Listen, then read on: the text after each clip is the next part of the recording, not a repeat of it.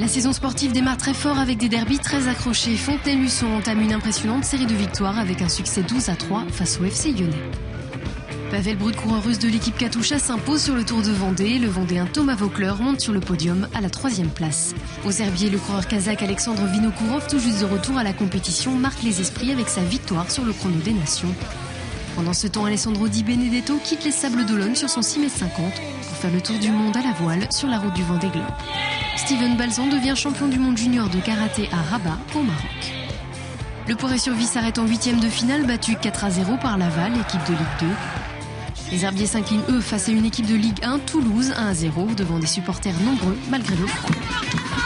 Châlons est en perte de vitesse, Freddy Massé démissionne, il est remplacé par son adjoint Emmanuel Baudy.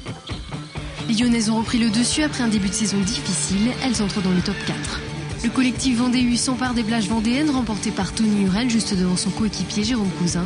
En Coupe d'Europe, la Vendéenne est éliminée par l'équipe espagnole de Villanova en 8e de finale. Pendant ce temps, le premier challenge de Vendée d'orientation voit le jour en forêt de Mervan et les Herbiers accueillent la Coupe de France de football de table. Historique, Driss Elimer décroche son 8e titre de champion de France de cross-court à La Roche-sur-Yon. L'Angleterre, battue au tir au but par le Portugal, passe à côté d'un 3e titre consécutif. Pendant ce temps, au Sable d'Olonne, on nage avec des palmes dans le chenal. Passé à un système à 3 coachs, les Landaises sauvent de justesse leur place en National 3. Pour les Lyonnaises, dernière toute la saison, c'est la relégation. Les Herbretais ont tenu le rythme, invaincus, ils deviennent champions de France de National 3 et accèdent à la National 2.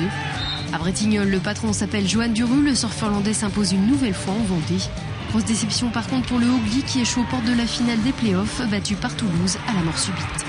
Bilan pour les 5 équipes vendéennes, Saint-Fulgence, Chambretot, Challans, le Pays des Olonnes et Saint-Georges-de-Montaigu se maintiennent toutes en National 3. Maintien également pour les 3 équipes de National 2, Luçon, La Garnache et le Poiré-sur-Vie. Match nul pour le tout premier combat pro du boxeur sablais Teddy Poirot. Pour la première édition de la course, les 2 premiers concurrents arrivent à 1 minute 15 d'intervalle en Russie. Sur la manche retour, c'est finalement Yves Le Blévec qui prendra les devants sur Francky Vescovi.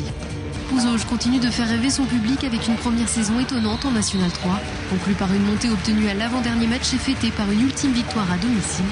Montée également pour les Lyonnais qui terminent seul leader de leur pôle de National 2 après une victoire sur les Bournes. Un exemple suivi par les féminines de La Roche qui passent elles aussi au niveau supérieur, aux côtés des Herbretaises qui ont sauvé leur place en National 2 sur le tout dernier match de la saison.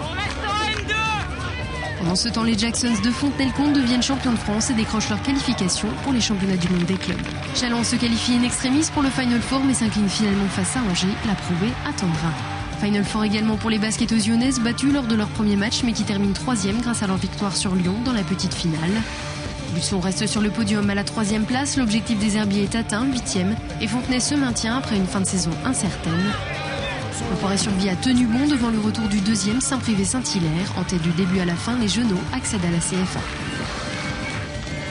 Dénouement heureux également pour les joueuses lyonnaises qui assurent leur maintien au terme d'une saison mouvementée et riche en émotions.